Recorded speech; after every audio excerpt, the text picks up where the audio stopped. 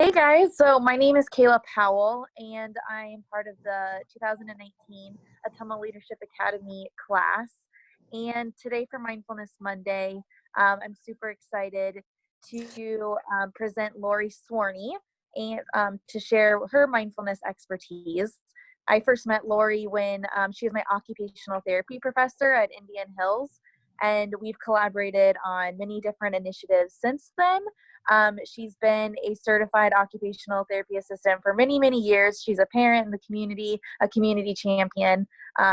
So very, very excited that we all get to learn from her today. So with that, I'll pass it off to you, Lorri. All right. Thank you for those kind words, Kayla. I by no way feel like an expert in the field of mindfulness. I do enjoy mindfulness and I do enjoy learning about it and the beauty of it, that it accepts you wherever you are, no matter who you are. And I think that's probably one of the ways or one of the reasons why I'm drawn to it. My first experience with mindfulness was the director of our oncology unit at a hospital I worked at in the Quad Cities practiced mindfulness and offered a continuing ed class. And so I went a little bit for curiosity and a lot for continuing ed credit. And that was, 15 years ago or so. And since then, I've just read. I'm not always good at practicing it, but I am human. And I think that too is another one of the benefits of mindfulness, is that we are all human and it is a journey and accepts each of us just exactly where we are. So with that being said, I'm going to have you close your eyes for a moment, and I just want you to feel your body supported in your chair. Maybe your arms are resting on your lap or on the arms of your chair. Notice where your feet are and how that feels. Notice the temperature in the room. Do you have a window open with a cool breeze? Notice the sounds. A car passing by. A dog barking. Perhaps the governor speaking in the background. And I'll have you slowly open your eyes. And when you open your eyes, take notice of everything that you see. Computer screen, people's different backgrounds. So one of the things that I think that mindfulness and occupational therapy really tie very well together is the use of all of our senses. And so when we are truly mindful, we engage all of our senses, everything that we see and hear and feel, that, and also that emotion component of what that all brings together. Now, perhaps when I had some of you close your eyes and be in the moment, you found yourself thinking about, oh my gosh, what time is my next meeting? Am I going to be off this Zoom call in time to catch the tail end of the governor speak? Ooh, my stomach just growled. Oh my goodness, I didn't have breakfast. So all of those things happening are so normal. And I think that's one of the misconceptions of mindfulness, or something that sometimes people will be scared to practice or shy away from because they don't feel good at it. And I can't stress enough that just the neuroscience of how our brains are wired is they are wired to look like this, to have a bazillion things going on. And then in the society that we currently live in, that too. We're always going 100 miles an hour and have a lot on our plates. They're overfilled with commitments and meetings and what have you. And so our brains are just wired to work this way. And so mindfulness actually acts as the opposite and encourages us to use more of that executive functioning and learning to let go of all those fireworks that are going off in our brains.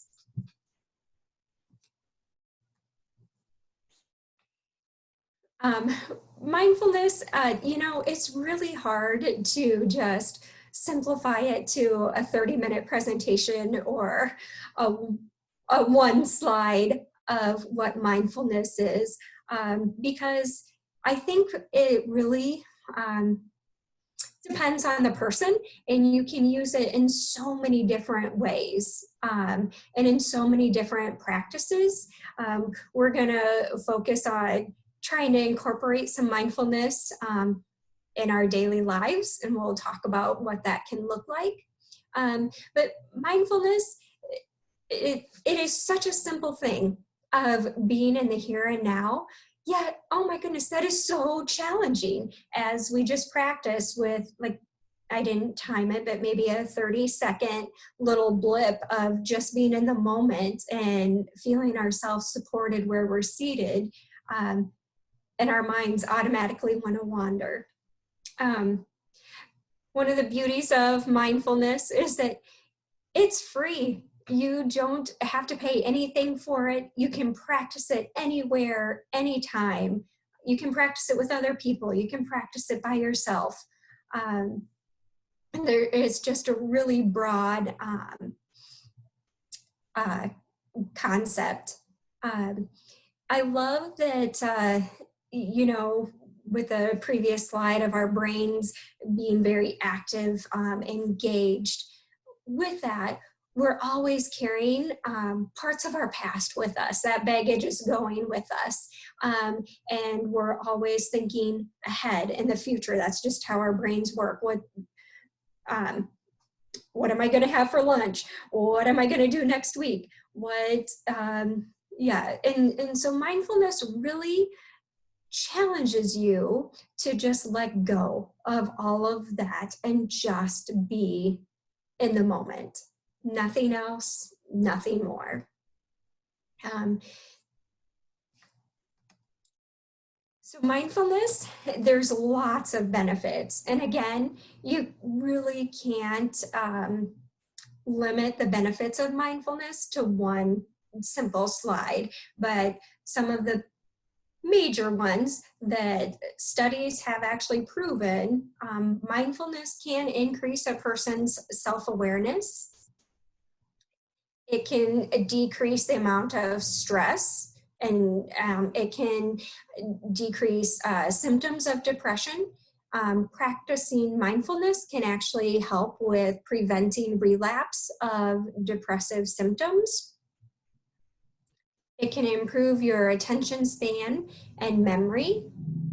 And with that, our 30 seconds of sitting and focusing was kind of challenging. I think that's really important to be aware of and think of with mindfulness, is that you don't set your expectations too high, and that it is a journey and it does take time. And so keeping your perspective of, wow, I did sit and I did pay attention for 1 minute today. Tomorrow, I'm going to try for 2 minutes, and allowing that journey to happen. It can improve your overall health and well-being. So we're going to do, just where you're seated, I'm going to have you kind of get comfortable, maybe sit forward a little bit in your chair. And we're just going to do some gentle stretches. And before we begin, I want to stress that to listen to your body, that you shouldn't have any discomfort or anything like that. But we're just going to do some gentle stretches to practice and incorporate mindfulness. This is one little tool that you can do. Okay, so I'm gonna have you clasp your hands together, and we're gonna just stretch up towards the ceiling as high as you're comfortable with, taking a big deep breath in through your nose. And then you're gonna exhale and bring those arms down to the sides. And we're gonna do one more big cleansing breath. Clasp those hands together, stretch up to the ceiling. Big breath in through the nose, and exhale, arms out to the side. I'm gonna have you bring your right arm up to the side when it's shoulder height and bring it across your body, and you can just give it a stretch. I want you to pay attention to how that feels in your body. You're gonna bring it out and back down. And do your left arm, stretch it up to arm height, bring it across your body, and give it a nice gentle stretch. And out and down. I want you to bring awareness to your shoulders and just notice if there's any tension, any tightness in those shoulders. And I'm gonna have you squeeze those shoulders up to your ears. We're just gonna hold it and take a deep breath in and exhale, and we're gonna drop those shoulders down. And again, we're gonna squeeze those shoulders up to your ears and then relax them down. And relax them down to the point of, feel like you have a gallon of milk in each hand, and just let the weight of that gallon of milk bring those shoulders as far down as possible. Next, we're gonna bring those shoulders forward, and then we're gonna squeeze them up to our ears, and then we're gonna push them back and down. We'll just do that 3 times. Squeeze up to your ears and push them back and drop down. Squeeze those shoulders up, push those shoulders back and down. I asked you to pay attention to how your shoulders felt when we first started. Bring that awareness back to your shoulders and just see if they feel any different at all. Often we hold our stress right there. So this is just a good exercise to be in the moment and let go of some of that. And we're going to clasp our hands together and stretch up again. This time when we stretch up, I want you to sprinkle a positive thought down into your brain, whether it be, I'm well, I'm okay, whatever it may be, and release and drop those arms down. Okay, so we talked about how mindfulness is letting go, just being in the moment. That was one simple exercise that you can do. It doesn't require any equipment or anything like that. Very simple, easy to use, and effective. The next acronym I would like to share with you, which is very similar to what we just did. It's the STOP. And with the STOP acronym, you're going to stand up and breathe. And you're gonna feel your body connected with the earth. Feel your feet supported. T, you're gonna tune in to your body. And so when you tune into your body, you're gonna lower your gaze and actually physically just pay attention and scan your body and think from the top of your head to the bottoms of your toes. What's going on? What do you notice? Are you having any physical sensations? Do you feel any emotions anywhere? And just tune in to what's going on. The importance of this is that often we get so busy with our day and going, and we hold our emotions and we hold our stress in our bodies without even having that awareness. So this just brings that awareness, so then we can do something about it.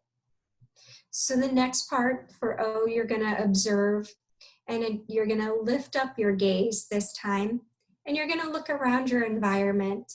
And we're gonna use one of our senses, the sense of sight, and you're just gonna look around and find something in your environment that brings you joy. Whatever that may be. Maybe it's a piece of artwork, maybe it's your diploma on your wall, maybe it's a window letting in some natural light, but something that you are grateful for. And just bring your awareness to that and notice your feelings.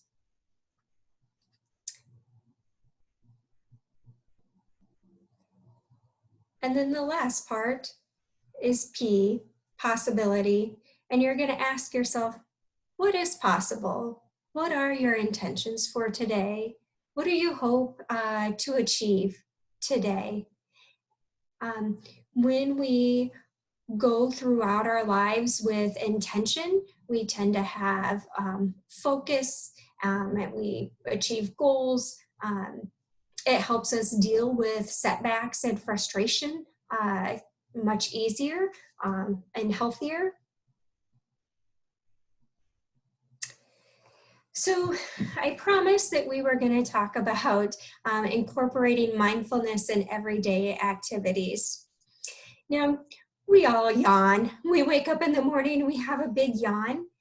That is a body's natural response, and it actually is a big part of mindfulness, that it naturally brings us awareness to our breath.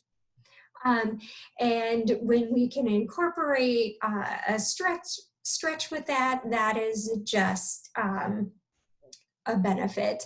And so it's important to actually yawn throughout your day and to acknowledge that. It's like a forced deep breath. When it comes to mindfulness and eating, like I mentioned earlier, that mindfulness is so broad, and you can find books and articles and lectures and podcasts on incorporating mindfulness in just about anything. So I decided to keep it kind of broad, but mindfulness in eating is a topic in and of itself. But today, when we're done with this Zoom call and we're sitting down to have lunch, I would like you to practice some mindfulness techniques. And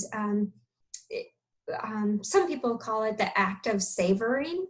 And so being in the moment, and so you taste that food, but not only do you taste it, you smell it, and you incorporate all of the senses, and you pay attention to the texture, and you slow down, take your time with eating. And you'll find that, you know, eating really is a ritual that you find in all cultures across the world, in that there is a lot of rituals related to it. And also, you know, when we take our time, instead of just rushed eating in the car, going from one place to another, we find that we enjoy it more, which is all about being mindful and being in the moment. The last picture I put was incorporating mindfulness with some exercise. And you can do that with gentle stretching, yoga, walking. You can really incorporate mindfulness with any form of exercise. And the picture I really wanted to add, but for some reason clip art was not allowing me to, was mindfulness with cleaning. that, you know, often we, or at least for me, I know I dread doing dishes. It's not something that is my favorite chore by any means. But I find that when I allow myself to not feel rushed, not be thinking about my laundry list of things that I need to get done, but just being in the moment, and I pay attention to the temperature of the water, and the smell of the dish soap, which I'll be honest, I do buy dish soap, and one of my purchasing factors is the scent. But when you do that, you can find the joy in doing those mundane day-to-day tasks, which is mindfulness. So that is what I have for you on mindfulness and incorporating it in some daily activities. And do you guys have any questions? Well, thank you so much, Lorri. I think that there are so many great things to take away from that. I'm going to go ahead and stop the recording, and then we'll open it up for questions. But we just really thank you for sharing your passion and your expertise. Even though you might not think it's an expertise, many of us believe that it is, because it's new to several of us. So thank you so much for sharing. Yes, you're welcome. My pleasure. Really, I had a lot of fun with it, and I needed to delete some slides because I found like, oh, I could talk for a really long time, which I have no what time it is. So, yeah. Well, thank you so much.